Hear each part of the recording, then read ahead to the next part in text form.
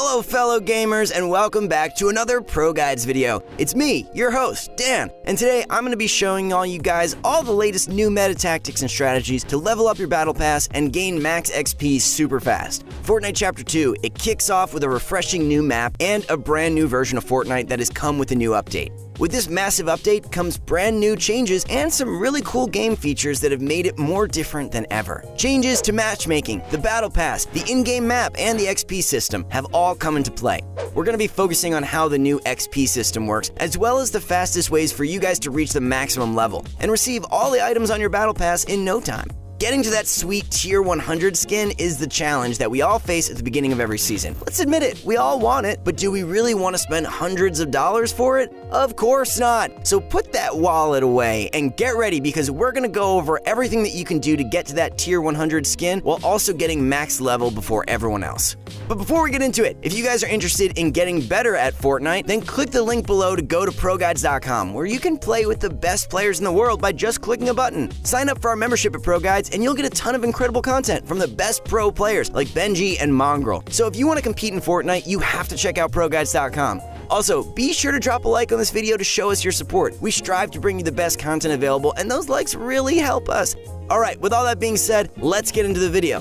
Now, believe it or not, Fortnite has actually combined the previous XP tiers and Battle Pass tiers into one, meaning that you no longer have a separate level and Battle Pass tier. We'll get into how this will work out throughout the rest of the video, so sit back, relax, and pay attention so that you're up to date with all these new changes.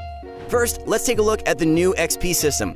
If you jumped into the game by now, you've almost definitely realized that there's some funky new stuff going on regarding XP, especially when you load up your first game. What you most likely saw was the brand new XP pop-ups that show up every time you get a kill, or do anything that grants XP. These often show up as light blue colored pop-ups in the center of your screen. Before the update, things that grant you XP would be kept track of, but not in the same way as it is right now. In Chapter 1, all of your XP earned would be discreetly kept in check and could be seen at the end of every game if you click the statistics button. Now, however, all players can see this every time they earn XP in-game, which is a cool new way to teach you some new ways to earn XP. Every time you manage to do something that earns you some XP points, keep it in mind and keep trying to do it more. Also, at the bottom of your screen during every game, you have a purple bar which is essentially an XP tracker, which will fill up as you earn XP. This tracker will change based on how you perform during that game and the amount of XP you earn. When you hit a new level, it will also congratulate you mid-game, which is a pretty cool feature added. It makes the whole XP grind more satisfactory, as you'll be seeing lots of visual and audio cues for challenges, punch cards, and missions. Now, there are essentially 4 new ways to earn XP in Battle Pass tiers in the new update. The first is going to be the brand new metal punch cards, which are basically challenges that will keep track of different milestones you may have hit throughout the game. The punch card is a brand new addition to the game and is one of the first things most players notice when they hop into their first game of Chapter 2. Punch cards are similar to daily challenges in a way, where they will grant you XP in tiers every single day. The way this works is if you've gotten all the punch cards finished for that day, you've gotten all the XP possible from punch cards. Some of these punch card challenges will be doing things as simple as logging on and playing your first match of the day, to even as hard as surviving until the end game. Be sure to check out the full list of the punch card challenges on the screen right now. There's also the mission challenges, which are basically the same thing as weekly challenges that used to come out in the past seasons. These will give you physical and unique challenges that you have to carry out throughout games in order to earn experience and level up. Mission challenges can be anything from eliminating enemies with certain weapons to doing timed trials with boats. They're also very random and come out on a week-by-week basis, so make sure that you're staying on top of them in order to rank up as fast as possible. We also have the daily medals, which are similar to punch cards, but they grant XP every time rather than up until the point your punch card is full. Punch cards and medals will grant you the most XP daily, so we recommend that you sign in and seek out to complete these challenges as much as you possibly can. Although wins and eliminations grant XP, the heaps that you will receive from punch cards and medals far surpass any other source of XP in the game. Finally, we have the normal XP that you will be receiving from things like eliminations and other in-game things that will grant XP upon every completion. These two usually have to do with how long you survive and how many eliminations you get, meaning that you will get XP points for getting close to the victory royale and how aggressive and talented you are at pushing opponents and fighting them off. Survival XP will almost always grant you more XP than eliminations, so we suggest that you guys always play for the endgame and stick to getting your kills at that point where you've already gotten a good majority of your XP. Now, the most efficient way to survive and stack up your XP is by focusing on doing your missions and avoiding players during your multiplayer games. Instead of focusing on looting and getting eliminations, focus on avoiding opponents while completing as many challenges as you can. This is by far the most efficient way to farm up those points as fast as possible. Before, we mentioned that your survival and placement will have a lot to do with your XP. The sweet spot for getting as much XP as possible is going to be top 10. This is where you want to aim around in order to get as much XP as possible for survival time. Another cool little tip is to make sure you're opening ammo crates. Although very simple, opening ammo crates will grant you a nice heap of XP every single time you do so. There's a ton of them lying around on almost every major point of the map, so be sure to start remembering their locations and finding the fastest ways to looting them. Most players don't even think of doing this, giving you a huge advantage in terms of how much faster you level up over them.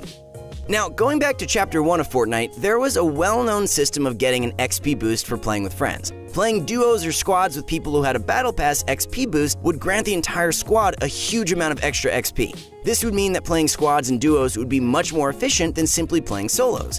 Although this was fun and promoted playing with other people, it simply wasn't efficient for players who would rather play solos or didn't have others to play with.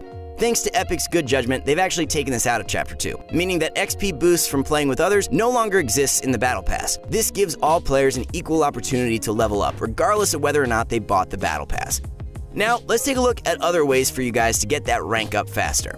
Mission challenges, previously known as weekly challenges, are actually becoming more and more important. In fact, in Chapter 2, you could earn thousands of XP for completing just a single challenge in 1 week. We know that mission challenges can be tedious at times to complete, so make sure that you're staying on top of them and completing them as soon as they come out in order to rank up as much as possible. Also, don't forget about Party Assist, which allows you to grind out challenges with other people in your lobby. Consider getting a group of friends to grind out challenges with you to speed up the process of leveling up even more. Once you've completed all the daily punch cards, challenges, and weekly missions, the fastest way for you to level up is by grinding out the game and going for those placements as we mentioned before. Some ways that you can get more consistent with placing in matches is by playing with a solid squad that you play well with. Remember, your goal is to make it to the end game in order to maximize the XP that you're awarded. Once you're there, keep going for that victory royale, which will give the most XP possible for placements. If you set this as your goal for every single game, your XP grind will go by much faster, and you'll find yourself ranking up quicker than ever before. Now, we talked a little bit in the beginning about how Battle Pass tiers and XP level have been combined to just one single level. Epic Games has made it so that you don't need to grind two separate ways in order to get your Battle Pass and season level up.